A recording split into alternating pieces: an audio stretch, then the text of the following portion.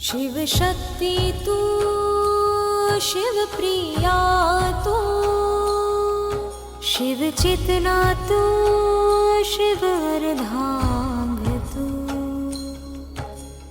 पीड़ित और सी सकते मन पर अपनी करुणामयी वर्षा दे। जन्मों से भक्त ढूंढ रहे हैं, अब उनमें नव चेतना भर दे।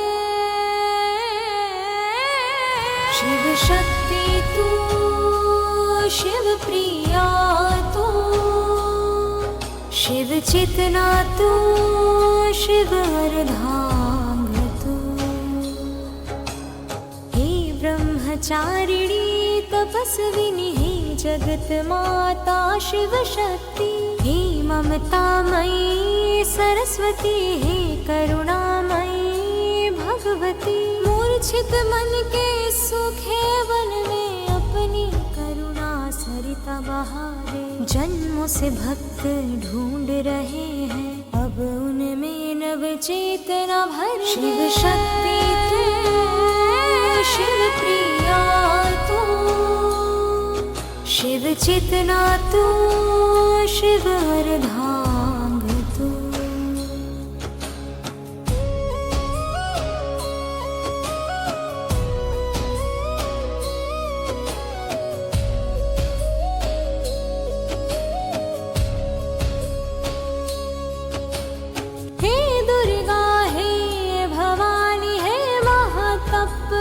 चामुंडा है निशुंभ शुंभ हननी, हे महिषासुर मर्दिनी, हे चंड मुंड विनाशिनी, हे असुर संहारिणी। वीरान हो गए हृदय उपवन में, रंग बिरंगे पुष्प खिला दे। जन्मों से भक्त ढूंढ रहे हैं, अब उनमें नव चेतना भर। शिव शक्ति तू, शिव प्रिया तू, शिव चेतना तू, शिव अर्धांग तू। हे ज्ञान परी, हे पार्वती, हे देव माता, हे वैष्णवी। हे भद्रकाली, हे काल रात्रि, हे अग्नि ज्वाला, हे रौद्रमुखी। व्याकुल नैनों की सुखी धरती पर खुशी की शहनाई बजा दे। जन्मों से भक्त ढूंढ रहे हैं, अब उनमें नव चेतना भर। शिव शक्ति तू, शिव प्रिया तू, शिव चेतना तू, शिव अर्धांग तू।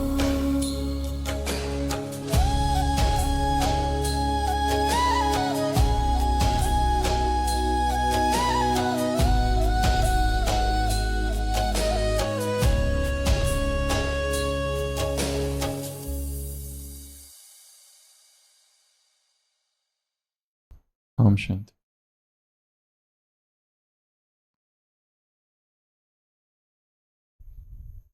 एक युवक एक राजा के पास आता है और कहता है,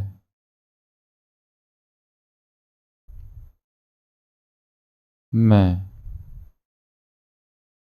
कोई भी कार्य कर सकता हूँ, मेरी योग्यता मैं सिद्ध कर बतलाऊंगा। राजा उसके आत्मविश्वास से प्रभावित होता है और उसे अपने घोड़साल, जो घोड़ों का तबेला है, वहां पर नौकरी दे देता है। और कुछ दिनों बाद राजा उसे बुलाता है और पूछता है,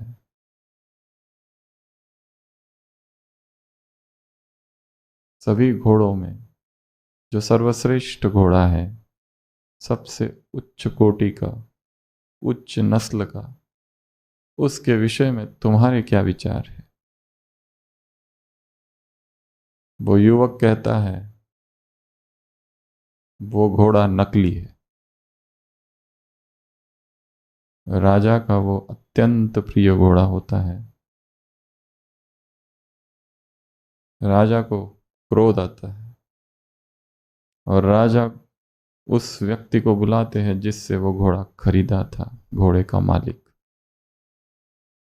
और वो मालिक कहता है ये जो घोड़ा है तो उच्च कोटि का, पर परंतु बचपन में ही उसकी मां मर गई थी। उसको गाय के दूध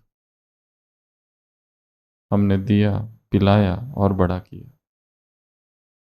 तो वास्तव में देखा जाए तो ये घोड़ा उच्च कोटि का नहीं है। राजा को आश्चर्य होता है और उस युवक से कहता है कि तुझे कैसे पता चला?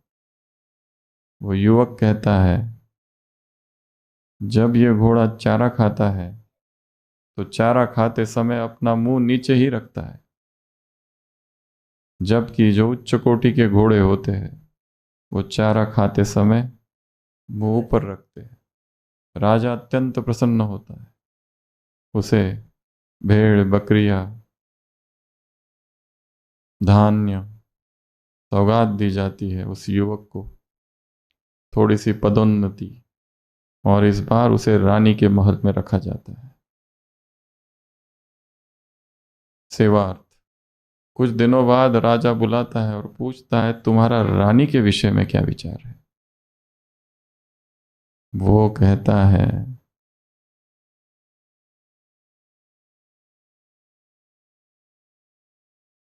ये रानी नकली रानी है। इसकी रगों में शाही खून नहीं दौड़ रहा है। राजा अपनी तलवार निकाल लेता है क्रोधित,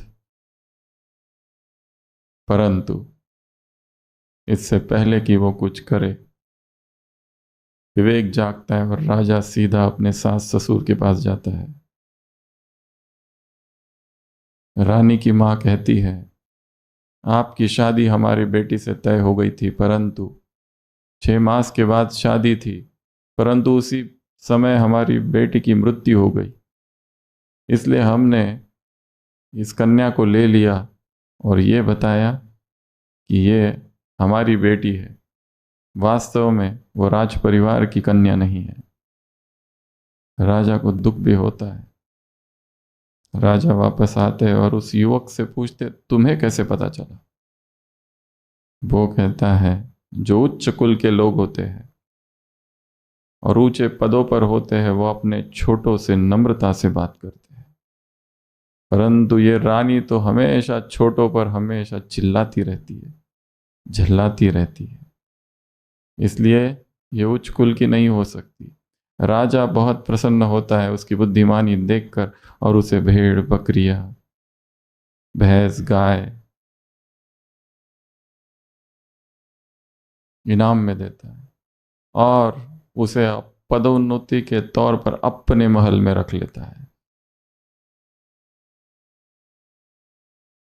कुछ दिनों बाद राजा पूछता है तुम्हारा मेरे विषय में क्या विचार है? वो युवक कहता है मुझे अभयदान अगर मिलेगा तो ही उत्तर दूंगा, नहीं तो नहीं। राजा कहता है दिया, अब बोलो। वो कहता है आप डुप्लीकेट हो, नकली। राजा अत्यंत क्रोधित हो जाता है। वो कहता है आपके रगों में राजाई के कोई चिन्ह नहीं है आपके व्यवहार में। राजा सीधा अपनी मां के पास जाता है, पूछता है मैं कौन हूं? राजा की मां कहती है बहुत समय तक मुझे कोई पुत्र नहीं हुआ। आखिरकार एक चरवाहा था, उसका बेटा था, उसको हमने एडॉप्ट किया, वही तुम हो।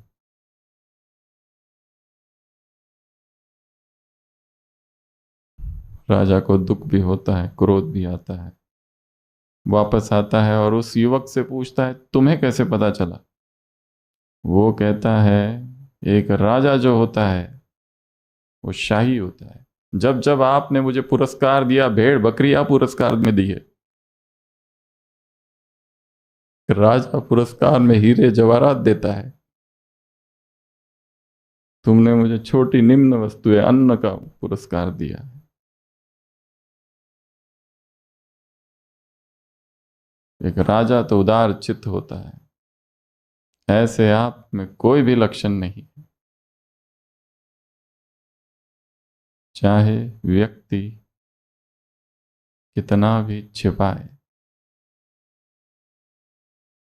संस्कार कहीं ना कहीं प्रकट हो ही जाते हैं।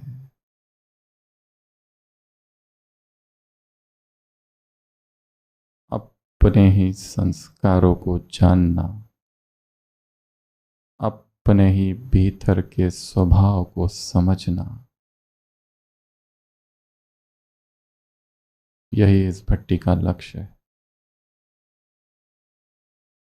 कि मैं हूं क्या, क्या भीतर है, उसे ही जानना है।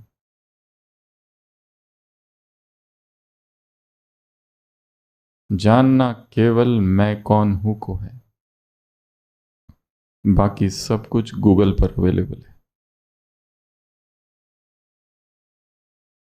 खोज केवल एक ही व्यक्ति की करनी है, स्वयं की।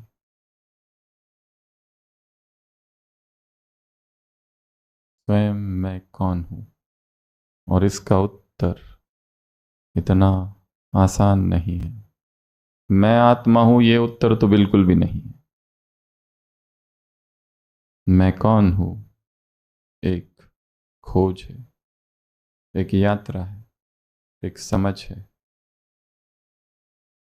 एक अंडरस्टैंडिंग है।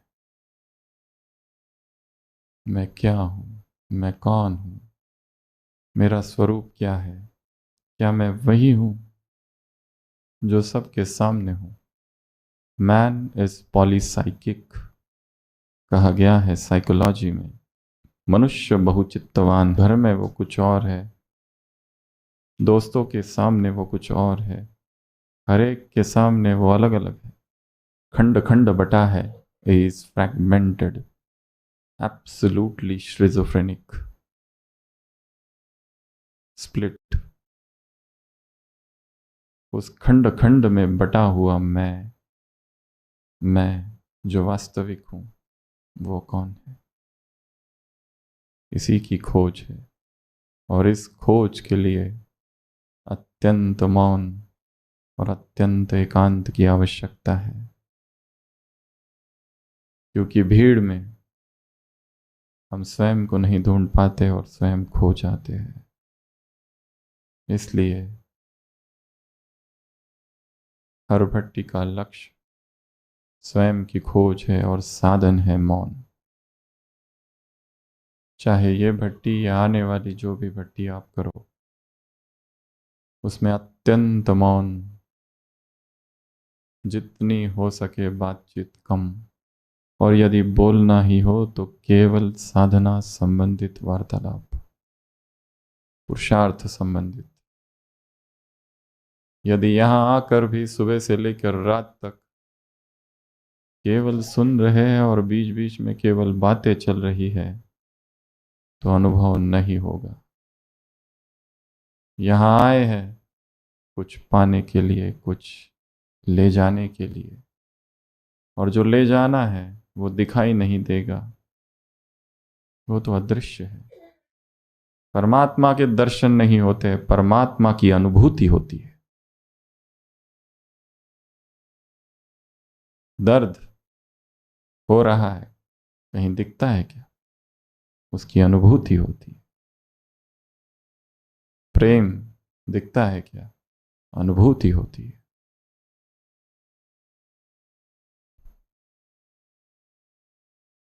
जितना हो सके स्वयं में लौट जाना है, परिधि से केंद्र की ओर, सरकमफरेंस से पॉइंट सेंटर की ओर। यह भट्टी सेंट्रलाइजेशन की भट्टी है। स्वयं के ही केंद्र पर वापस आ जाना, परिधि पर, पेरिफरी पर, सरकमफरेंस पर, व्यक्ति, संबंध, ऑफिस, परिवार, संबंध, दुनिया, करियर, पैसा, सारा संसार का चक्र है और जीवन पर्यंत वहीं घूमते रहते हैं। इसलिए अपने भीतर नहीं पहुंच सकते।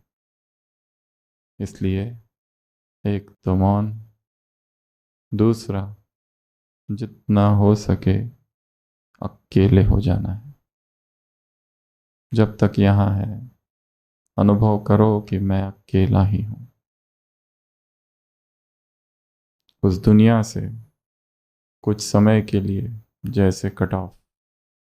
आज सुबह की साकार मुरली वरदान, यह दुनिया जैसे डैश है, विदेश।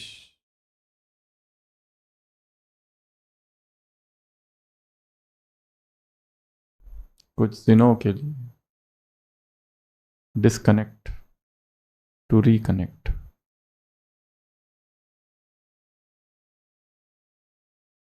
एक नाव उलट गई, अधिकतर यात्री मर गए, एक ही बचा जो किसी टापू पर चला गया। एक वीरान सुनसान सा टापू, वहीं रहने लगा। कोई नहीं था, खोज की कोई तो मिले। बहुत बड़ा टापू टापू था और चारों तरफ समुद्र ही समुद्र। प्रशांत महासागर के बीच वो टापू इंतजार करता रहा, कोई तो आए, कोई तो आए। कोई नहीं आया। एक हफ्ता बीत गया, वहीं रहने लगा, फल खाने लगा, कुटिया बना ली, घूमता रहा, कोई तो मिले, कोई भी नहीं, पक्षी तक नहीं। एक मास बीत गया, 6 मास बीत गए, 5 साल बीत गए, 25 साल बीत गए, कोई भी नहीं आया। अब उसने इंतजार करना भी छोड़ दिया था, आशा ही छोड़ दी थी। पहले सोचता था कि जाऊं, कुछ करूं, पर इतना विशाल समंदर, न और न छोर। और अचानक एक दिन एक नाव वहां आई। उसने देखा दूर से नाव आ रही है, उसमें कुछ लोग हैं। वो नाव उस टापू पर आकर रुकी, कुछ लोग बाहर आए। उस व्यक्ति से पूछताछ की, तुम कौन हो, तुम कैसे यहाँ आए? उसने बताया, इतने साल हो गए मैं यहीं पर हूं अकेला।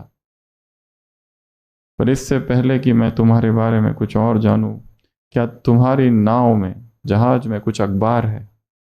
वो न्यूज़पेपर लेता है, न्यूज़पेपर पढ़ता है, और फिर वो न्यूज़पेपर उनको वापस देता है और कहता है, जाओ तुम लोग, मुझे नहीं आना है तुम्हारे साथ। वो कहते हैं कि हम तुम्हें लेने आए हैं, चलो हमारे साथ। हमें पता था वो नाव बहुत पहले, विशाल जहाज डूब गया था, पर कुछ तो लोग बचे होंगे, उन्हीं की खोज करते हम यहाँ पहुंचे। वो कहता है, मुझे उस दुनिया में आना ही नहीं है। वो कहते हैं, क्यों? वो कहता है, इस 25 सालों में जो मौन और जो शांति और जो एकांत का मैंने यहाँ अनुभव किया है, वो दुनिया अब मुझे पागल खाने जैसी लगती है। मुझे नहीं जाना है तुम्हारे पागल खाने में। यही मैंने स्वयं को पाया है, इसी मौन में और इसी एकांत में।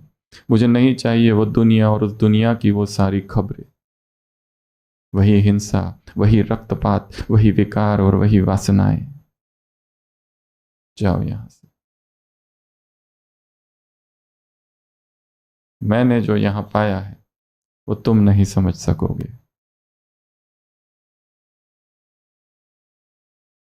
अब ऐसा नहीं हो सकता है कि हम भी कहीं समुद्र पर जाए और किसी नाव में बैठे और फिर वो नाव उलट जाए और बाकी सब मर जाए और हम अकेले बचे और किसी टापू पर हमें मिल जाए और उस टापू पे हम 25 साल तक रहे और 25 साल तक के बाद कोई नाव आए और हम वहाँ की खबरें पढ़े और हमें अनुभव हो कि मुझे उस दुनिया में नहीं जाना है।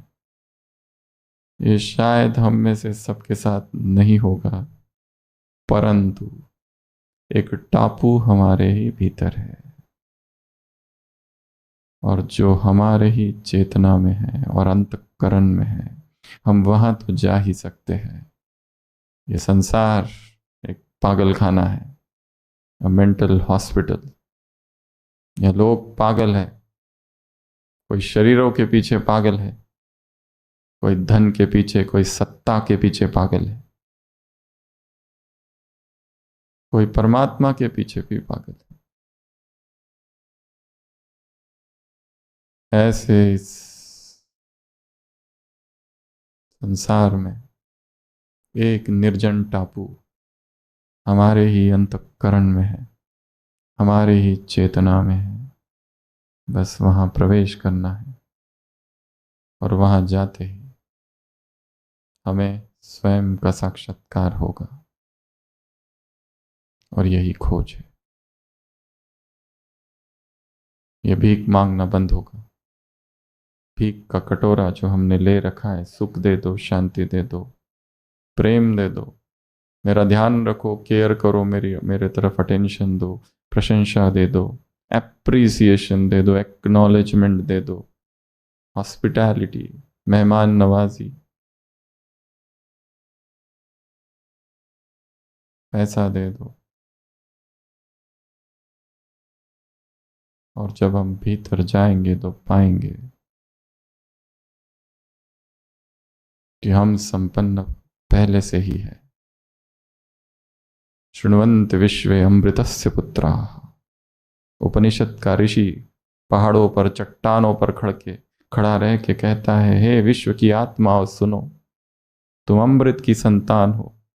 You are the children of immortality. हम ही वो अजस्त्र, वो अक्षय स्रोत है ऊर्जा का, शक्ति का। हम अब स्वयं को भूल गए हैं। Self forgetfulness. इलाज है सेल्फ रिमेंबरिंग, स्व का स्मरण। धामिनी दिव्यानुतस्तु वेदाहमेदं पुरुषं महांतम। आदित्य वर्णम तमसा परस्तात्। तुम उस सूर्य की तरह हो, ऊर्जावान, शक्तिशाली। ये स्वयं का विस्मरण है जिसके वजह से चेतना इतनी दुखी, इतनी पैरालाइज्ड, इतनी कमजोर हो गई है। तो इस भट्टी का लक्ष्य है स्वयं के भीतर जाना और स्वयं को समझना कि मैं ऊर्जा हूं, शक्ति हूं और मुझसे निरंतर किरणें फैल रही है और मुझसे निरंतर शक्ति का स्पंदन हो रहा है, कंपन। और यही सबसे बड़ी सेवा भी है। केवल बैठे हैं, कुछ नहीं कर रहे। सूर्य केवल खड़ा है आकाश में, किरणें फैल रही है। चंद्रमा केवल है, चांदनी सब तरफ फैल रही है। अग्नि केवल है, उष्मा चारों तरफ फैल रही है। फूल केवल है, उसकी खुशबू चारों ओर फैल रही है। जब हम अपने संपूर्ण स्वरूप में स्थित हो जाते हैं, अपने आप किरणें फैलती है जो हमें भी शुद्ध करती है और सारे वातावरण को भी। पुलिस के पास एक कुत्ता होता है जिसको कहते हैं स्निफर डॉग।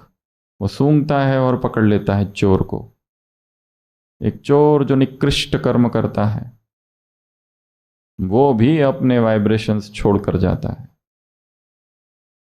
और हम जो इतनी महान आत्माएं, इतनी दिव्य आत्माएं हैं, परमात्मा पालना में पली हुई आत्माएं हैं, ऐसी आत्माएं जिन्होंने भगवान को जाना है, पहचाना है, अवजानन्ति माम मुड़ा। गीता में लिखा है, हे अर्जुन, वो मेरा उपहास करते, वो मुझे जानते ही नहीं। वो मूर्ख है जो मुझे नहीं पहचानते। मानुषी तमाश्रित, जब मैं साधारण रूप में आता हूं, हम वो आत्माएं हैं, तो हम जहां खड़े हैं वहां कैसी प्रकंपन, कैसे वाइब्रेशंस फैलेंगे, कैसी ऊर्जा। इसी हॉल में एक दिव्य ऊर्जा इस समय बह रही है। सभी 1 सेकंड के लिए आंखें बंद करेंगे और इस हॉल की ऊर्जा का अनुभव करेंगे। एक अव्यक्त धारा बह रही है यहां, एक दिव्य ऊर्जा। मुझसे चारों तरफ ये ऊर्जा फैल रही है और यहां की ऊर्जा मुझ में आ रही है।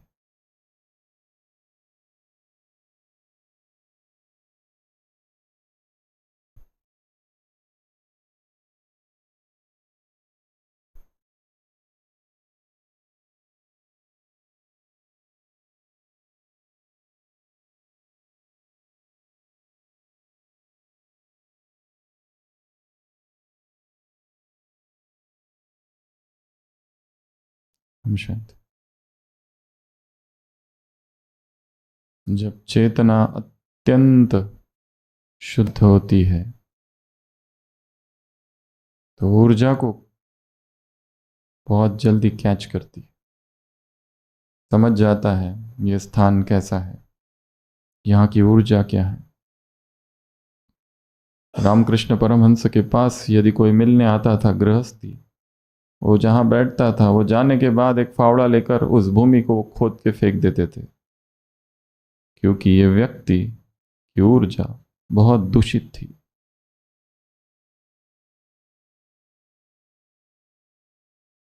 जैसे जैसे आत्मा शुद्ध होती है, अत्यंत संवेदनशीलता बढ़ती होने लगती है। हमें स्थान की ऊर्जा का पता चलता है। हमें जो नए व्यक्ति आ रहे हैं वो कौन है, क्या मंशा है, उनका पता चलने लगता है। यहाँ तक कि जो घटनाएं घटने वाली है उसका भी पता चलने लगता है। अव्यक्त महावाक्य है, बाबा से दीदी से मुलाकात, इन्वर्टेड कॉमा। एक समय आएगा जब तुम्हारे संकल्प और ड्रामा पैरेलल चलेगा। तुम्हें जैसे पहले ही पता होगा अब ये होने वाला है। आभास।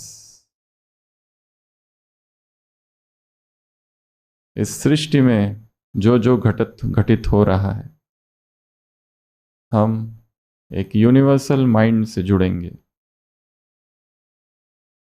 इस सृष्टि के सारे रहस्य हमें धीरे धीरे समझ में आने लगेंगे। ये घटनाएं क्यों हो रही है हमारे जीवन में, ये क्यों घट रहा है, जो घटा वो क्यों।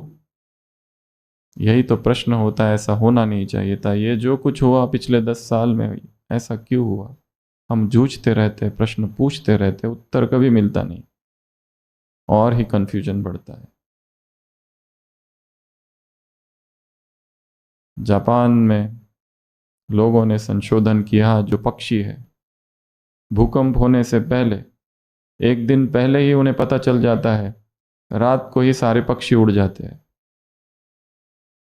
कैसे उनको पता। और मौसम विभाग 2 घंटे पहले भी अभी पूर्ण रूप से निश्चित नहीं है, हो सकता है। ये मनुष्य की गणना है। इसलिए आज के इस सत्र में हम ऐसी 7 बातें देखेंगे जो हमें अपने शक्ति रूप में स्थित करेगी और हमसे 2400 घंटे वो प्रकंपन, वो ऊर्जा, वो स्पंदन, वो वाइब्रेशन, वो रश्मियां, वो किरणें फैलती रहेगी। सेवा केवल वो नहीं है जब हम बैठे हैं और माइक सामने है, या हम जब बोल रहे हैं। हम सो रहे हैं तभी भी सेवा है, हम चल रहे हैं वो भी सेवा है, हम खा रहे हैं, हम उठ रहे हैं। खाऊं सोऊं सो सेवा, उठूं बैठूं सो परिक्रमा। कबीर ने कहा है, मैं खाता हूं और सोता हूं, यही सेवा है। और मैं उठता हूं और मैं बैठता हूं, हे प्रभु ये तेरी परिक्रमा है।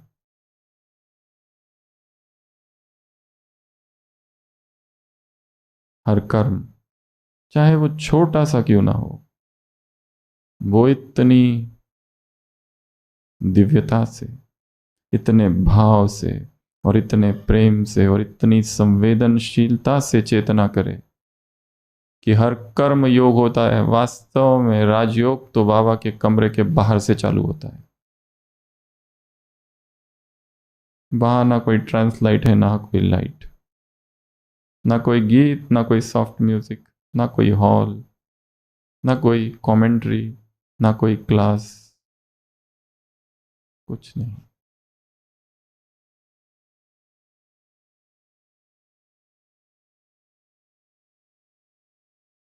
ना कोई मुरली। यू बिकम द मुरली।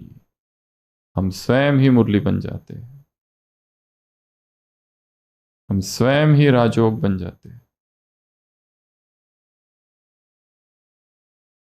तो क्या हम करें जो अपनी स्थिति को ऊपर ऊपर ऊपर ऊपर ऊपर ऊपर ले जाए। नीचे लकीर है, उस लकीर को कैसे छोटा करे बिना उसको स्पर्श किए। और सबको उत्तर पता है, ऊपर एक बड़ी लकीर। जीवन की परिस्थिति है, उन्हें कुछ नहीं करना है। जीवन में व्यक्ति है जो विघ्न डालते हैं, समस्याएं हैं, उन्हें है, फिर सब कुछ छोटा दिखने लगता है। अभी बहुत बड़ा दिख रहा है इस तदात्म्य के कारण, आइडेंटिफिकेशन के कारण, क्योंकि हम चिपके हुए हैं। जैसे ही हम दूर होते हैं और ऊपर उठते हैं, इस संसार की हर वस्तु छोटी छोटी हो जाती है, फिर वो हमें प्रभावित नहीं करती। तो सबसे पहली चीज है सोल कॉन्शियसनेस। आज सुबह की साकार मुरली, केवल मैं ही देही अभिमानी हूं, बाबा ने कहा है, केवल मैं। इसी का अभ्यास करना है। ये शरीर और मैं अलग, जैसे सूखा नारियल, वो खोल और गिरी अलग, चलते फिरते उठते बैठते। इन शरीरों को देखते हुए इन शरीरों से भागना नहीं है, ना ही शरीर के प्रति घृणा उत्पन्न करनी है। यह शरीर बहुत श्रेष्ठ साधन है, परंतु यह हम पर है, हम इसका क्या करते हैं। शरीर को अपनी पहचान समझना सबसे बड़ी भूल है। और जिसने आत्मा का स्वाद नहीं चखा, वही शरीर में फंसते हैं। उन्हीं को शरीर अच्छा लगता है। शरीर के भोग, शरीर की वासना है, शरीर की इच्छा है, शरीर की तृष्णा है, शरीर के धर्म, शरीर की आसक्ति, शरीर का आकर्षण, शरीर का स्पर्श। मनुष्य चेतना को देखा जाए तो सारा जीवन शरीर के इर्द गिर्द ही घूमते रहता है। वो होती है उसकी वासना, वो उसको प्रेम कहता है।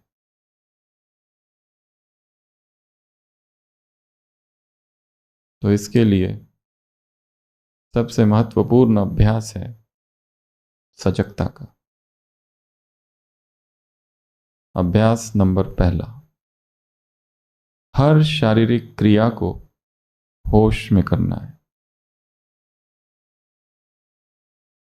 चल रहे हैं तो ये अनुभव हो कि मैं चल रहा हूं। खा रहे हैं तो मैं खा रहा हूं। अपने आप को जागृत करना है, टाइम, प्लेस एंड पर्सन। मैं कौन हूं जो खा रहा है, ये कौन सा समय है जिस समय मैं खा रहा हूं, और ये कौन सा स्थान है। Time, place and person stabilisation, remembrance. ये समय कौन सा है, इंटरनेट पर बैठे हैं, मोबाइल पर है, मैं कौन हूं जो देख रहा है, ब्रह्मा कुमार या शूद्र कुमार। और फिर उसको उठाओ। समय कौन सा है, कौन है व्यक्ति, कौन है, और स्थान, किस स्थान पर हूं मैं। बाबा ने कहा है तुम स्टेज पर हो, सारी दुनिया तुमको देख रही है। तुम्हारा हर कर्म इतना दिव्य हो, इतना श्रेष्ठ हो। व्यक्ति का चरित्र वास्तव में वो है जब वो अकेला कमरे में है और कमरे में अंधकार है और वहां कोई नहीं है और दरवाजे और खिड़कियां बंद है और हाथ में मोबाइल और रात के 11 बजे हो। तब वो क्या करता है? वो उसका चरित्र है। वो नहीं जो आकर भाषण देता है और दूसरों को दिखाता है कि मैं योगी हूं और मैं तपस्वी हूं और मैं सेवाधारी हूं और मैंने ये त्याग किए हैं और ऐसा ऐसा समर्पण किया है। ये तो बाहर का है। अत्यंत एकांत में हम क्या कर रहे हैं, वो चरित्र है। That is character. बाकी जो है वो पर्सनैलिटी है, व्यक्तित्व है। यदि कैरेक्टर पेड़ है तो उसकी परछाई व्यक्तित्व है। कैरेक्टर एंड पर्सनैलिटी दोनों अलग है। इसलिए सबसे पहला अभ्यास कौन सा करेंगे? सजगता का। चलते हुए सजगता कि मैं चल रहा हूं। कौन चल रहा है, किस समय चल रहा है, किस स्थान पर चल रहा है। मैं खा रहा हूं, मैं पी रहा हूं, मैं उठ रहा हूं, मैं बैठ रहा हूं। हर कर्म गाड़ी चला रहा हूं, हर कर्म होश। तो इससे क्या होगा? जागृति बढ़ेगी। केवल मैं आत्मा हूं और मैं आत्मा हूं कहने से नहीं होगा, कुछ और करना पड़ेगा। और दूसरा अभ्यास साक्षी का अभ्यास। मैं देखने वाला हूं, मैं देख रहा हूं, दर्शक हूं। जो अभी आप बैठे हैं एक दर्शक की तरह, मैं आत्मा सुन रही हूं, दर्शक का भाव। मैं आत्मा बोल रही हूं। अपने सारे जीवन की घटनाओं को दर्शक की भांति देखना है, बचपन से लेकर अब तक जो कुछ हुआ।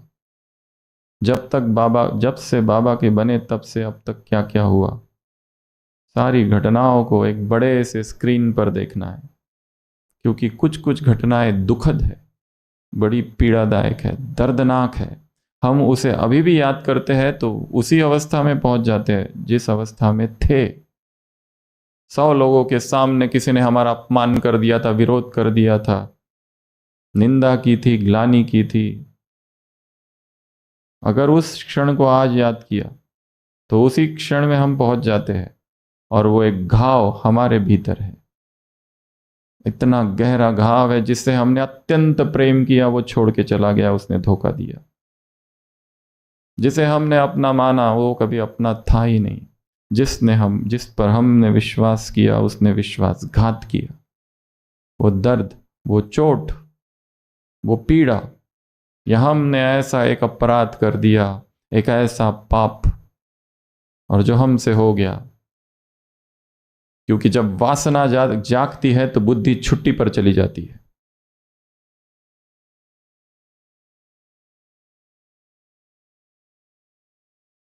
मैडनेस। और उसी वासना के क्षण में और उसी आवेश के क्षण में हमसे जो महापाप हो गया है, जो हमने अब तक किसी को नहीं बताया, और भीतर ही भीतर एक दर्द, एक पीड़ा, एक पश्चाताप बनकर है अतीत में। वो जब तक हम उसे देखते नहीं साक्षी होकर, अब जो देखते हैं दिन में वो आइडेंटिफिकेशन वाला देखते हैं, उसको हम याद करते ही वही आंसू, वही दर्द, वही पीड़ा आ जाती है। उसको साक्षी होकर देखना है और ये अभ्यास करना है केवल अमृत वेला। और वो भी अमृत वेले की शुरुआत नहीं, बीच में अमृत वेला चालू हो गया मे बी 4:15 से 4:20 के बीच, 4:20 से 4:30 के बीच, 4:30 बजे के आसपास बीच में लाना है जीवन के वो सारे दर्दनाक दृश्य या जो दृश्य हो चुके हैं, और उन्हें देखना है बिना डरे। केवल स्नेहमयी दृष्टि देनी है। जो दर्द है उसका इलाज है स्नेहमयी साक्षी भरी दृष्टि। केवल देखना है उसको, करना कुछ भी नहीं। ये दृष्टि उसको मिलते ही हीलिंग स्टार्ट हो जाएगा। अभी जो हम देखते हैं वो दिन में देखते हैं, जहां कॉन्शियस और सबकॉन्शियस में हम घुस नहीं पाते, कॉन्शियस से सबकॉन्शियस अचेतन में, और वो तो बड़ा गहरा है, लेयर्स है उसके।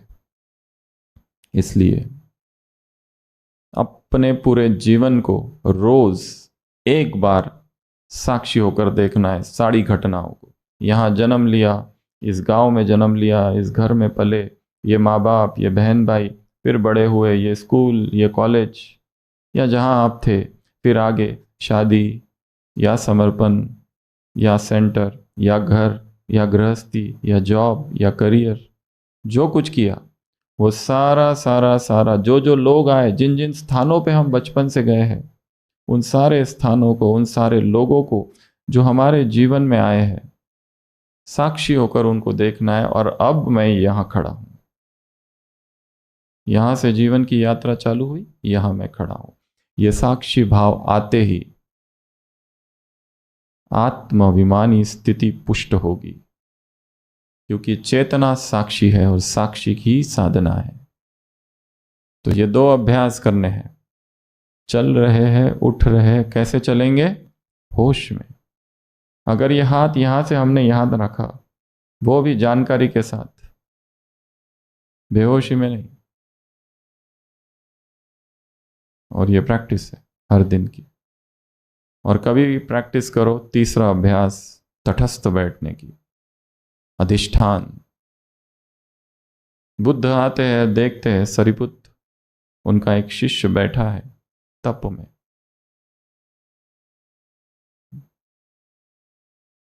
और तथागत के मुख से ये उदान निकले, ये वचन निकले, आह, जैसे कोई हिमालय पर्वत अचल खड़ा है। वो बैठा है ध्यान की मुद्रा में, न शरीर हिल रहा है, कुछ भी नहीं। तो इसका अभ्यास करना है बिना हिले डुले, 10 मिनट, फिर 15 मिनट, फिर आधा घंटा, फिर 1 घंटा। Triple lock. ये योग अभ्यास नहीं है, ये राजयोग नहीं है। राजयोग तो अलग है, जो हम सुबह करते। इस साधना को दोपहर में अपने कमरे में या कभी एकांत में बैठकर करना है। ट्रिपल लॉक, हाथ बंद, लॉक, पैर लॉक और आंखें बंद। अधिष्ठान, जिसमें हम केवल देखेंगे स्थिर, और ऐसे स्थिर शरीर में ही आत्मा का प्रतिबिंब दिखता है।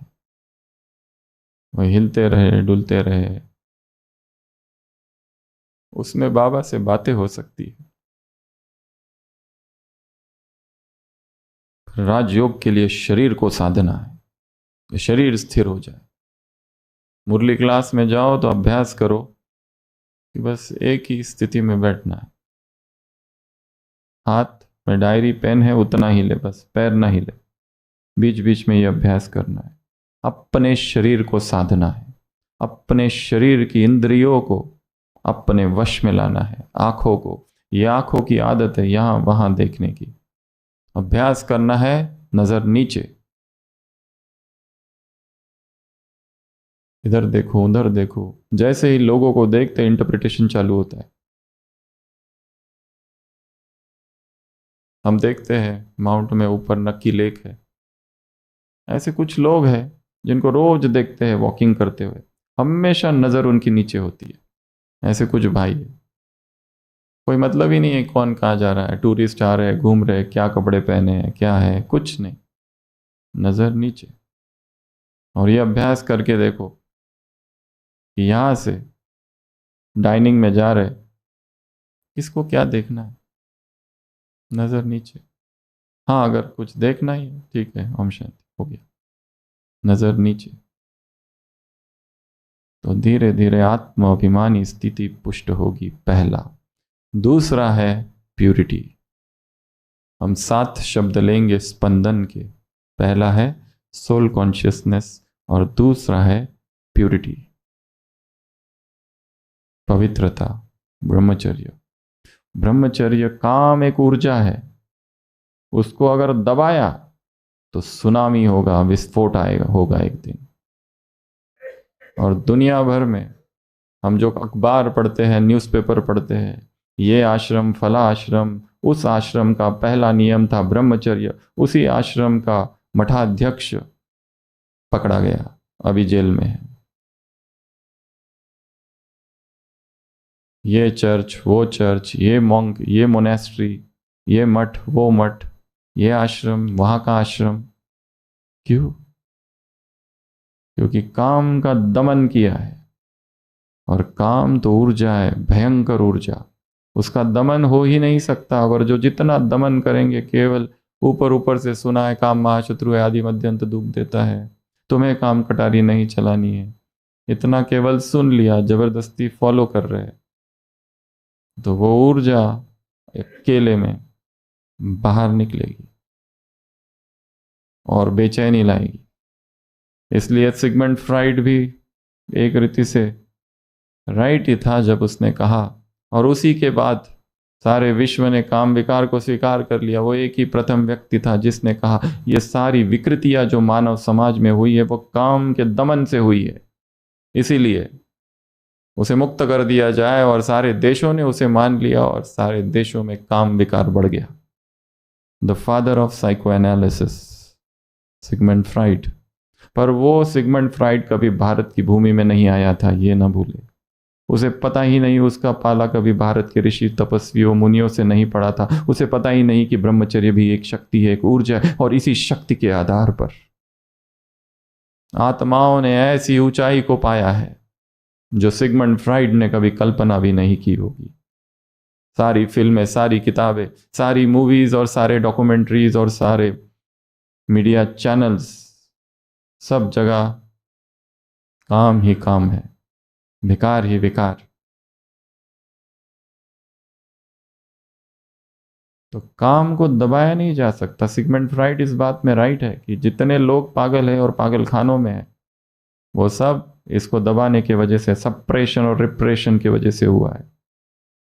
The suppression of sex lust. ना ही इस काम विकार से लड़ा जा सकता है, वो बहुत शक्तिशाली है। 3-4 दिन पहले मुरली में आया था, रावण बाप से भी तीखा है, उसको हराया नहीं जा सकता, वो अत्यंत शक्तिशाली है। तीसरा, उससे भागा भी नहीं जा सकता, जहां जाओगे वहां आएगा। लोगों ने आंखें फोड़ दी पर वासना से मुक्त नहीं हो पाए। जन्मांध जो लोग हैं उनमें भी उतनी ही काम वासना है जितनी की आंखों वालों में है। ना तो इसे परास्त किया जाता है, ना उससे भागा जाता है, ना ही उसका विनाश किया जाता है। वो ऊर्जा है, उसका रूपांतरण होता है, उसकी दिशा बदली जाती है। और वही काम जो ऊर्जा है वो जाकर कला बनती है, तो या तो संगीत बनता है। वही काम जो हृदय में प्रवेश करे तो प्रेम बनता है, गले में प्रवेश करे तो तेजस्वी वाणी बनती है। और वही काम जो रूपांतरित होकर ऊर्ध्वरेता योगी बनता है, सब्लिमेशन होता है, उदात्तीकरण होता है, उसका डिवाइनाइजेशन होता है, और जो ब्रेन में जाता है और ओजस बनता है, उसका रूपांतरण हो सकता है, उसकी दिशा बदली जा सकती है। वही काम चिंतन बन सकता है ज्ञान का, वही काम योग बनता है। इसलिए दमन की फिलॉसफी से कुछ नहीं होगा। इसलिए परमात्मा जब धरा पर आए, उन्होंने एक नया मार्ग बताया, ना दमन का मार्ग, ना भोग का मार्ग। एक तो दमन है, दबा दो, और दूसरा है छोड़ो, जो संसार ने अपनाया उसमें कूद जाओ, उसमें भोगो। पर भोग का परिणाम क्या निकला? पश्चाताप। भोग का परिणाम क्या निकला? बीमारियां। भोग का परिणाम क्या निकला? थकान, कमजोरी, रिक्तता, खालीपन। क्योंकि काम वासना दुष्पूर है, अर्थात जो कभी भी तृप्त नहीं होती, कभी भी नहीं। यही उसका स्वभाव है। जीवन भर भोगने के बाद भी व्यक्ति वंस मोर की कामना से ही शरीर छोड़ता है। उसका वो स्वभाव को समझना ही ब्रह्मचर्य है। प्रेममयी ज्ञानमयी समझ, ये है ब्रह्मचर्य। प्रेममयी ज्ञानमयी समझ, न दमन न भोग। उसको समझना है ये है क्या।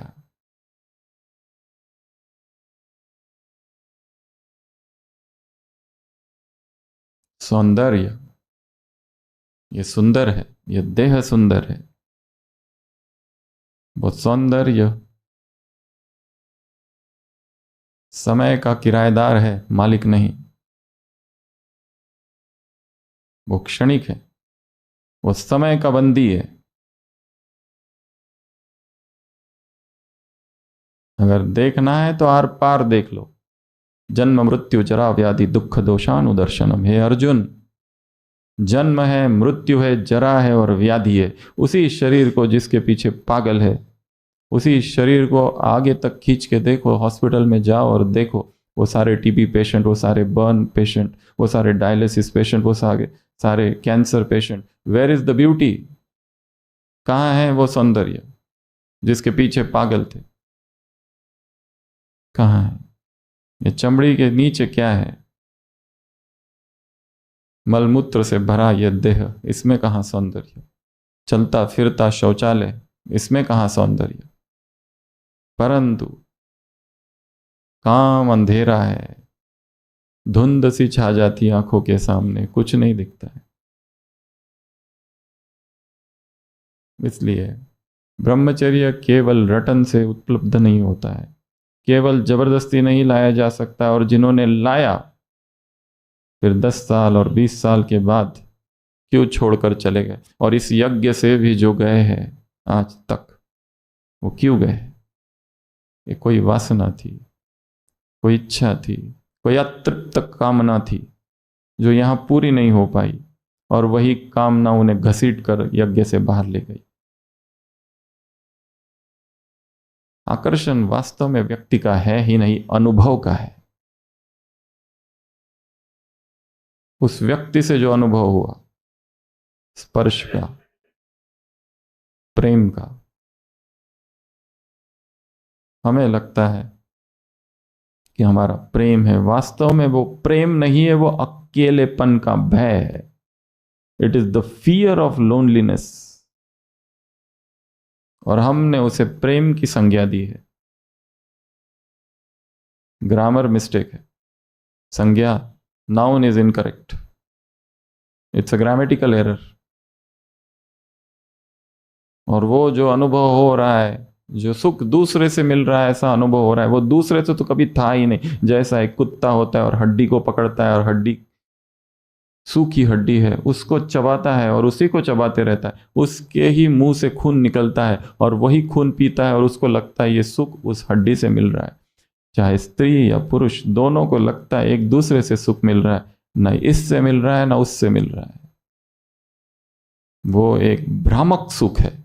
It is an illusory happiness. वो एक मृग मरीचिका है, एक भ्रम। इसलिए कहा, जिसने आत्मा का अनुभव कर लिया, टेस्ट कर लिया, उसको शरीर के ये सारे सुख फीके लगते हैं। इसलिए दूसरा है पवित्रता। विधि है आर पार देख लेना। मूवी को थोड़ा सा मत देखो, पूरा फास्ट फॉरवर्ड करके लास्ट तक देखो। और लास्ट में है पश्चाताप, और लास्ट में है दुख, और लास्ट में है कुंठा, और लास्ट में है रिक्तता, और लास्ट में है थकान, और लास्ट में है बेचैनी, और लास्ट में है craving to repeat the same. एक तलब, क्योंकि वो वहीं नहीं रुकता। Lust attracts lust. तो दूसरा है पवित्रता। उसको देखना है, उसको समझना है। जिसने समझ से किया उसी का छूटेगा, नहीं तो जीवन पर्यंत वो पीछा करते रहेगा। वही सुबह सुबह प्रतिज्ञाएं करते रहो, मैं आजन्म ब्रह्मचर्य का पालन करूंगा, और जिस दिन प्रतिज्ञा करते उसी दिन वो टूटती है।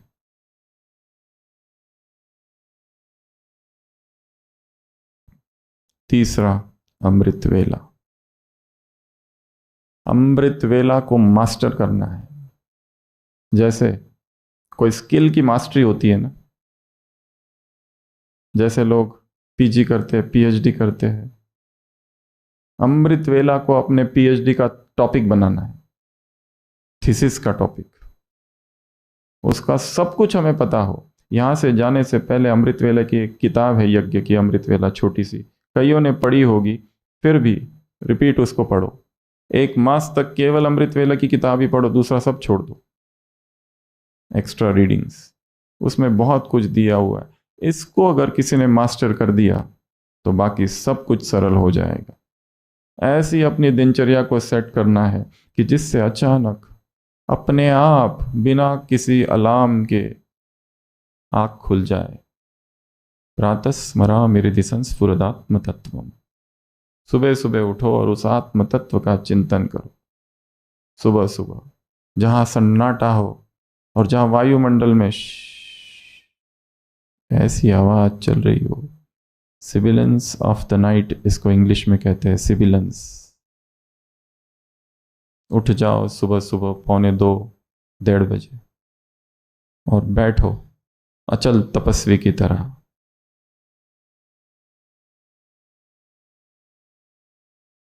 I will drink the entire ocean.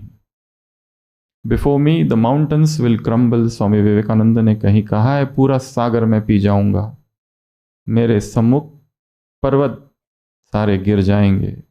ऐसी ऊर्जा स्वयं में प्रकट करनी है। सुबह सुबह उठकर जहां सन्नाटा हो, वो ऊर्जा लो, ऊर्जा आएगी। उठेंगे ही 3:30, 3:45 और 4 बजे और भाग भाग के जाएंगे और गुड मॉर्निंग बाबा, और तुम बाप हो, तुम टीचर हो, तुम सदगुरु हो, तुम ये भी हो, तुम प्रेम के सागर, आनंद के सागर, प्यार के सागर। फिर तुमने मुझे तिलक दे दिया, फिर इसको सकाश और उसको सकाश, और बेटे का भी कल्याण कर और पति का भी कल्याण कर, और इसको भी ज्ञान मिलाओ और उसको भी ज्ञान मिलाओ, और सब कुछ सबको ज्ञान मिलाओ। ओम शांति। 4:45 बज गए, भागो सोने के लिए। फिर से बातें करते करते जाते योग करने, योग करके बातें करते करते कमरे में। ये कैसा अमृत वेला है।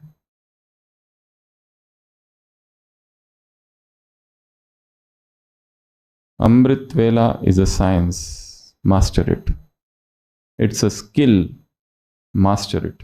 It's an art, develop it, work on it. अपनी सारी दिनचर्या उथल पुथल करनी पड़ेगी, इधर उधर करना पड़ेगा। सो ही रहे 11-12 बजे, कैसे उठेंगे। जल्दी उठने की विधि है जल्दी सोना, और जल्दी सोने के लिए दिनचर्या को आगे पीछे करना पड़ेगा। संसार भी चाहिए, ये भी चाहिए, वो भी चाहिए, तो कैसे होगा।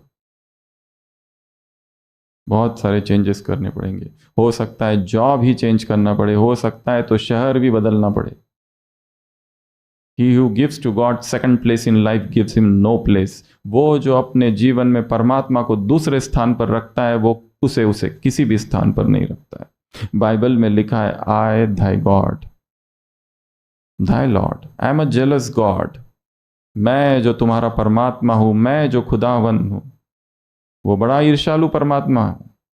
मेरे अलावा अगर तुमने किसी से प्यार किया तो देख लेना, आई एम द फर्स्ट। वो प्रायोरिटी है जीवन की, और उससे मिलन का समय केवल अमृत वेला है। वही समय है जहां पर आत्मा बहुत सहज अशरीरीपन का अनुभव करती है। सारे दिन भर तो इतनी सेवाएं और इतना संसार लगा पड़ा है, नहीं हो पाता। कितना भी करो, हम देखते हैं पांडव भवन में ऊपर कभी भी जाओ, 1:30 बजे जाओ तो भी माताएं वहां बैठी है शांति स्तंभ पर। 2 बजे जाओ, पहुंचो तो बाबा का कमरा भरा हुआ है। 1:45 बजे जाओ तो कुटिया भरी हुई है, माताएं बैठी है ऐसी, एकदम बाबा से सारी किरणें लपेट रही है पूरा। एक तो अनपढ़ माता है, हमारे ऊपर क्लास में आती थी, हम लोगों ने पूछा था तुम क्या योग करती हो। महाराष्ट्र की माता थी, पढ़ी लिखी नहीं, उसको ना मुरली पढ़ने आता है, ना समझता है, ना हिंदी आती है। उसने कहा मेरे को कुछ समझता नहीं है, तो योग क्या करती हो सुबह 2 बजे। उसने कहा मैं ऐसी आत्मा को निकालती हूँ, ऐसी बाबा के सामने रखती हूँ, बोलती जो करना है कर, ये है महाराजयोग। ना मेरे पास मोबाइल है जो बेटे ने दिया है, उसमें बस हेलो उतना ही आता है, उसको बंद करना भी नहीं आता है, कैसे बंद करने का।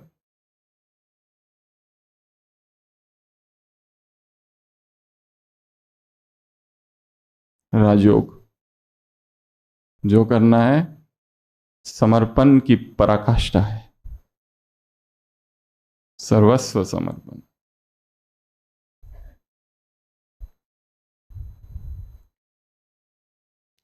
चौथा, एन, नेचर, प्रकृति। प्रकृति के सानिध्य में जाना है, उगते हुए सूरज को देखना है, नंगे पांव मिट्टी पर चलना है, पेड़ों को स्पर्श करना है, पत्तों को देखना है, फूलों को देखना है, झाड़ों को देखना है, झरनों को देखना है। To be in company of nature. निसर्ग जो है, प्रकृति जो है, निर्विकार है, और प्रकृति के सानिध्य में जो समय बिताते हैं वो अपने आप उस परमात्मा से जुड़ जाते हैं।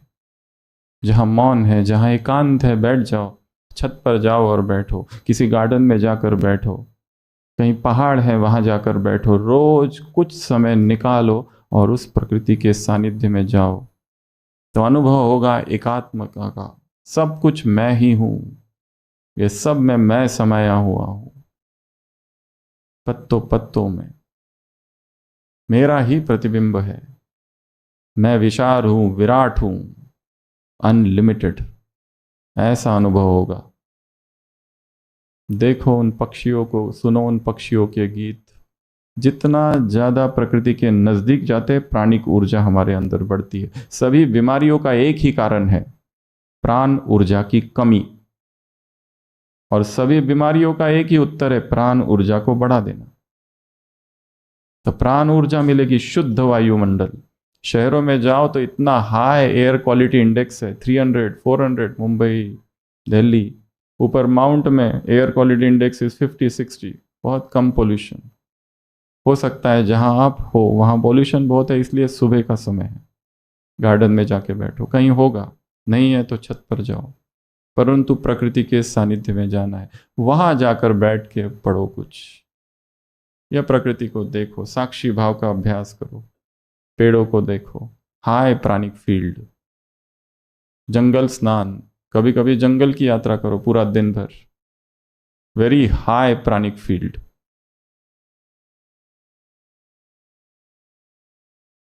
वृक्षवल्ली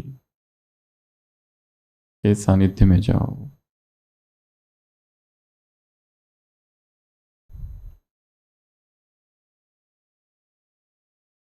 पांचवा, डी, डिजिटल डिसिप्लिन। यह सबसे महत्वपूर्ण है। Mobile, internet, YouTube, social media,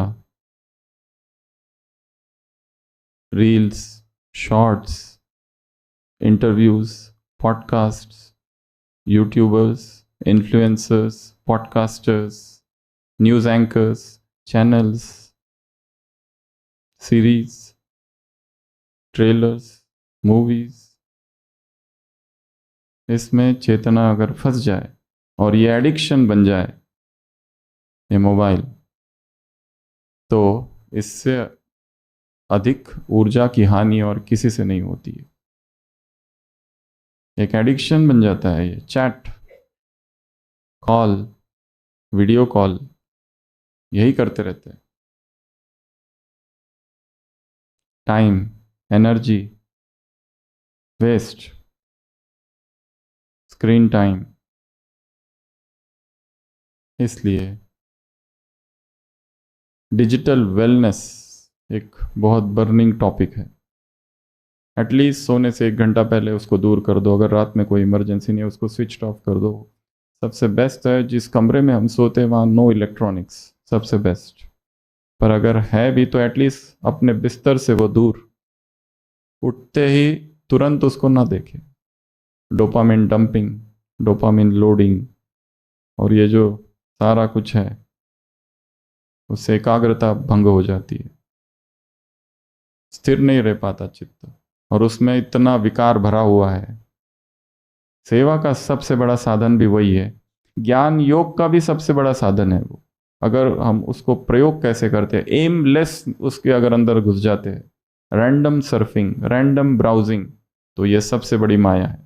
कुछ लक्ष्य नहीं है, मोबाइल है हाथ में और बस देखे जा रहे हैं, इधर देख रहे उधर देख रहे इधर देख रहे, click click click click click click click, time waste, likes dislikes, यही देखते रहते हैं। इस पर हर एक ने इंडिविजुअल काम करना है।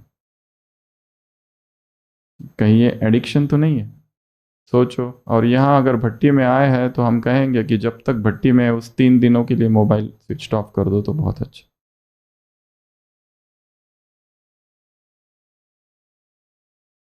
उसके हम गुलाम ना हो, मालिक हो। उसका हम प्रयोग करें जब हमको करना है। उससे मुरली पढ़ सकते हैं, क्लासेस सुन सकते हैं, और हो सके तो सुनो ऑडियो, अवॉइड यूट्यूब्स। बहुत बड़ी माया है वहाँ पर। क्या देखना है सुनो, ऑडियोज अवेलेबल है, ये स्वयं प्रयोग करना है। अगला है ए, अमृत, ज्ञान अमृत। आज सुबह की मुरली, ज्ञान की ये बातें दिल से लग जाए, बीच में एक लाइन आई है।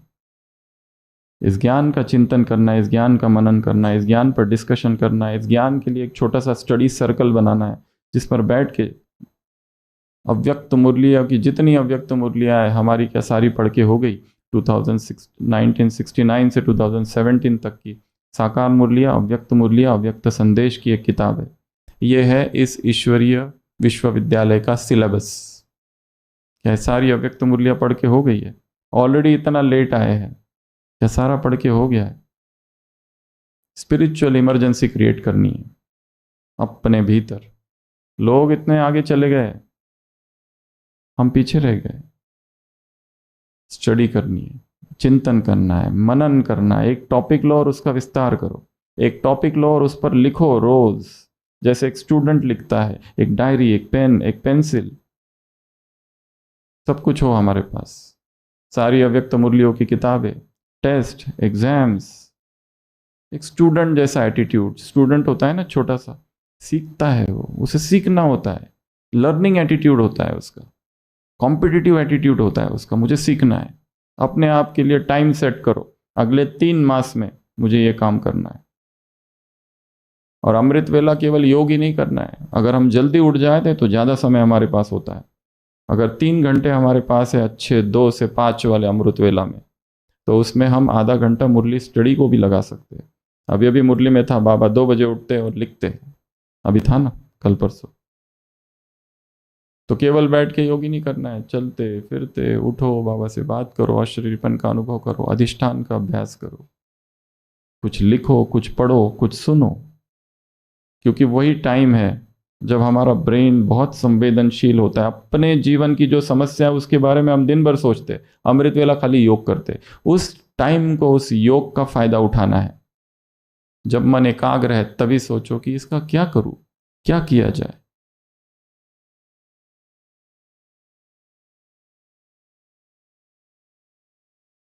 तो ज्ञान अमृत, लास्ट एन। आपने 3 शब्द तो सुने हैं, निराकारी, निर्विकारी और निरंकारी, सुने हैं ना सबने? उसमें चौथा जोड़ दो, निराहारी। उसमें कौन सा जोड़ देना है? निराहारी। अपने भोजन पर कार्य करना है। अगर जरूरत से ज्यादा हम उसमें डाल रहे हैं तो बीमारियां और भारीपन होगा। इसलिए जितना हो सके ऐसा भोजन हो जिसमें 3 बातें हो। उत्तेजना ना हो, जो हम में आलस ना उत्पन्न करे, प्रमाद, और तीसरा जो हमें शक्ति दे। ऐसा नहीं कि हम जो खा रहे हैं वो शक्ति छीन रहा है, उसको पचाने में ही इतना टाइम जा रहा है। इसलिए धीरे धीरे धीरे भोजन पर कार्य करना है। और जितना जितना भोजन शुद्ध, सात्विक, हल्का होते जाएगा, अपने आप अशरीरी अवस्था रहेगी 24 घंटे। अपने आप शरीर में ऊर्जा, शक्ति का अनुभव होगा। नहीं तो हमको लगता है ये भोजन हम खा रहे उससे शक्ति आ रही है, शक्ति आ नहीं रही है, कमजोरी का अनुभव होता है। लोग कहते खाओ खाओ खाओ खाओ खाओ, शक्ति आएगी, आ नहीं रही है। क्योंकि सारी ऊर्जा उसको पचाने में जा रही है। इसलिए धीरे धीरे खोज करनी है सात्विक आहार की, खोज करनी है मुझे क्या लेना है, समझना है मेरा और भोजन का क्या संबंध है, रिलेशनशिप, इंडिविजुअल रिलेशनशिप। खोज करनी है प्राणिक ऊर्जा की। प्राण ऊर्जा सबसे अधिक किस में है? हम जो डाल रहे हैं, शरीर तो पूरा समय उसको पचाने में लगा है, और बीमारियां वो अलग, और भारीपन वो अलग, और सुस्ती वो अलग। तीनों बार पका हुआ भोजन खाना अर्थात शरीर के साथ सबसे बड़ा अत्याचार है।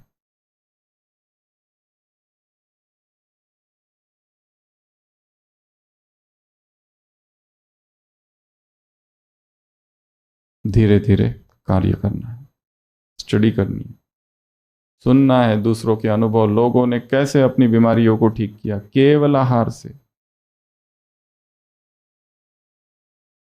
तो कितनी पॉइंट्स हो गई? 7। पहला बताया सोल कॉन्शियसनेस, आत्म अभिमानी स्थिति की 3 बातें।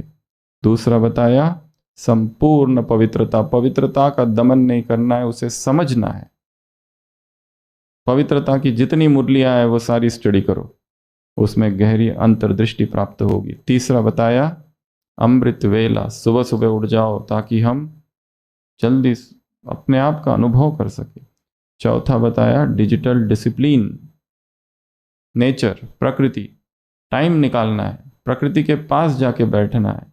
What is this life if full of care? We have no time to stand and stare, no time to stand beneath the bough and stare as long as sheep and cow.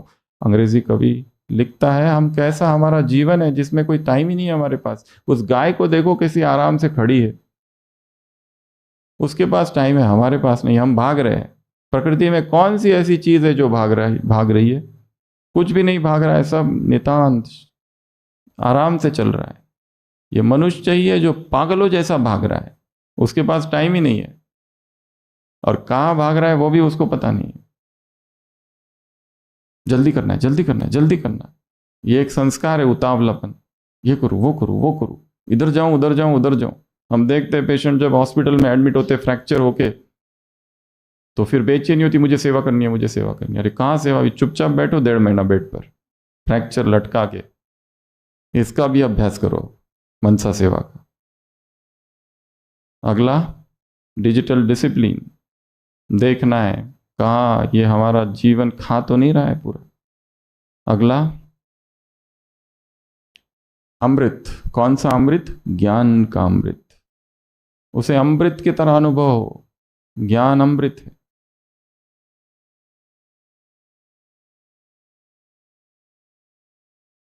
सला कल्प तरुंचे आरव, चेतना चिंता मणिन से गाव, बोलती जे अर्णव पीयूषा चे। ऐसा अनुभव चिंतामणि का जैसे गाव है, बोल रहे हैं तो अमृत का सागर निकल रहा है, ऐसी चेतना। और लास्ट बताया भोजन, निराकारी, निर्विकारी, निरंकारी के साथ में भोजन को समझना है। इतना जो उससे आसक्ति है, निरंतर भोजन संबंधी विचार, भोजन संबंधी चर्चा।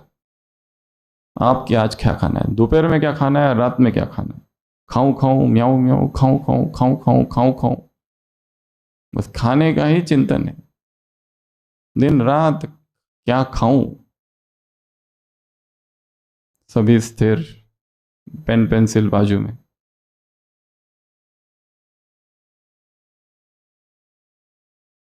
एक बार खड़े हो जाएंगे और फिर बैठ जाएंगे। बैठ जाओ। अच्छी नींद तो नहीं आ गई? बैठ जाएंगे।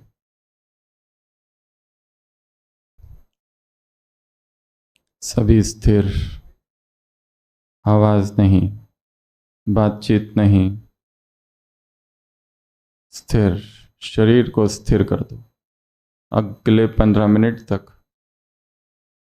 शरीर को किसी एक ही मुद्रा में स्थिर कर दो, हिलना ही नहीं। पैर भी ना हिले, ना उंगली हिले, जिह्वा भी निश्चेष्ट।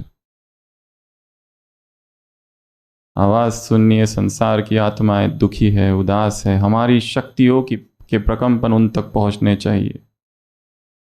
हमारी आवाज़ उनकी आह, हम उनकी आस है, वो सुनना है, दुखियों के दर्द को सुनना है, उन्हें शक्तियां पहुंचानी है।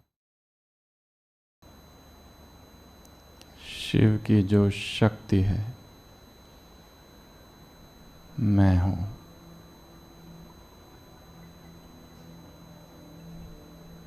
ऊर्जा हूं।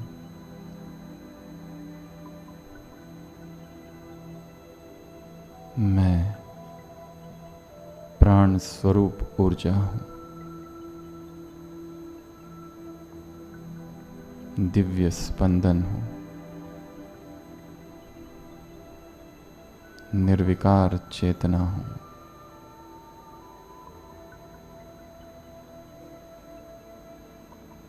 मेरे अंग अंग में परमात्मा शक्ति समाई है। मेरे रोम रोम में पवित्रता की ऊर्जा है। मैं ब्रह्मचर्य का शिखर हूं।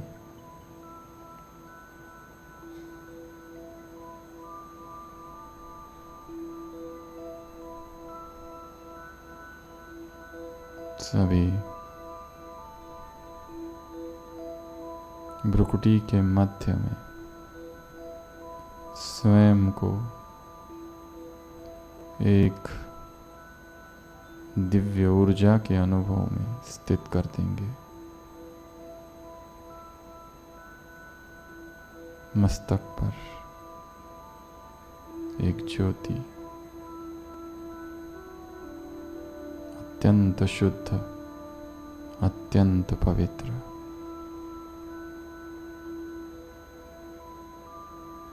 पूरे हॉल में एक दिव्य वायुमंडल।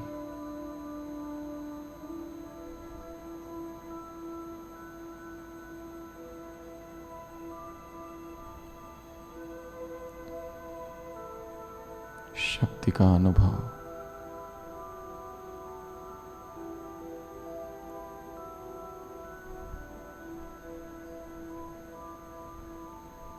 बिना आवाज किए अव्यक्त स्थिति में और अशरीरी अवस्था में सभी अपने अपने स्थान पर खड़े होंगे बिना आवाज किए और एक दूसरे का हाथ पकड़ लेंगे। कोई आवाज नहीं, हमारी तरफ देखते हुए हाथ पकड़ेंगे, इधर देखते हुए इस तरह से, आंखें बंद। दो हाथों से दो व्यक्तियों का हाथ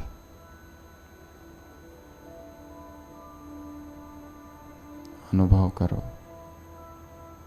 मेरे दोनों हाथों से पवित्रता की ऊर्जा इस आत्मा को, इन आत्माओं को जा रही है। आंखें बंद।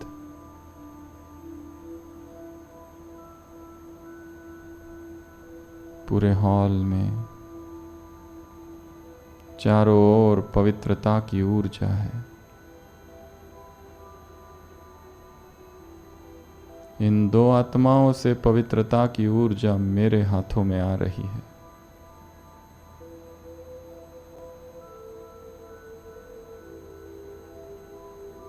मेरे अंग अंग में पवित्रता, मेरे रोम रोम में पावनता। मैं अखंड ब्रह्मचारी हूं, ब्रह्मचारिणी हूं।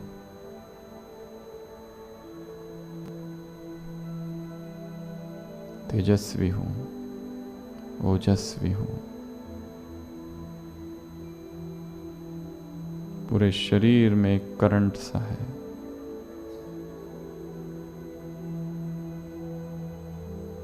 अनुभव।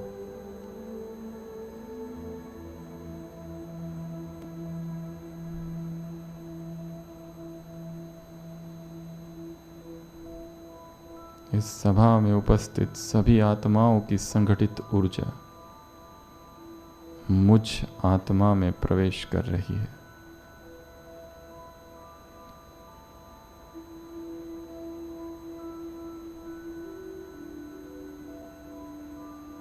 सारे विकार नष्ट हो रहे हैं, सारी कमजोरियां खत्म हो रही है, जीवन के सारे विघ्न समाप्त।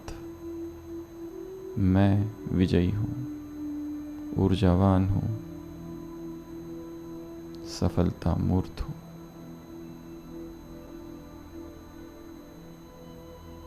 एक ऊर्जा का वर्तुल निर्माण हुआ है, एक एनर्जी सर्किट, एक मैग्नेटिक फील्ड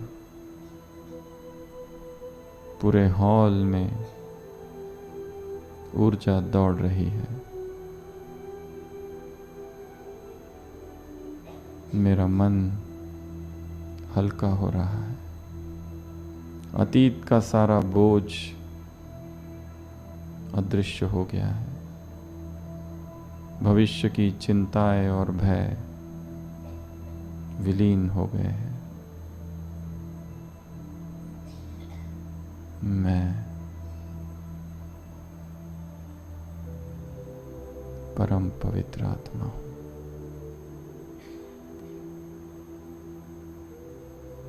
पवित्रता मेरा श्रृंगार है, पवित्रता मेरा स्वभाव है, पवित्रता मेरी चमक है,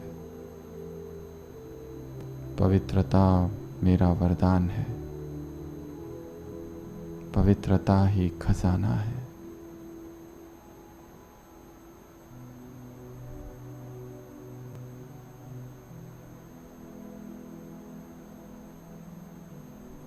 मेरा संपूर्ण जीवन पावन हो रहा है।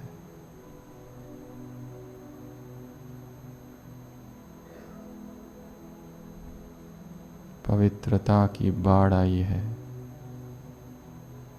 एक सुनामी।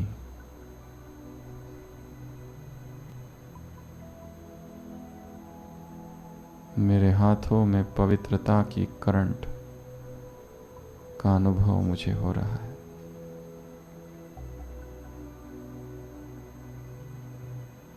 मेरा मन शुद्ध, मेरे विचार शुद्ध, भावनाएं पवित्र, बुद्धि पवित्र, संस्कार पवित्र, बोल पवित्र, कर्म पवित्र, दृष्टि पवित्र, वृत्ति पवित्र, दृष्टिकोण पवित्र, स्वप्न पवित्र, संबंध पवित्र।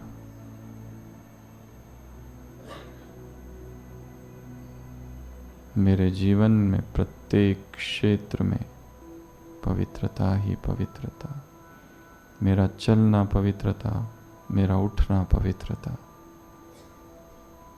मेरा कर्म पवित्रता,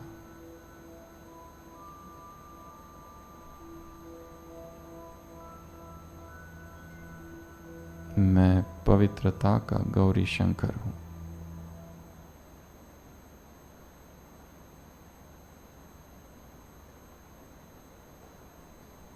मैं पवित्र ऊर्जा का अजस्त्र स्रोत हूँ। दूर दूर विश्व की आत्माओं को मेरी पवित्रता आधार के रूप में अनुभव हो रही है।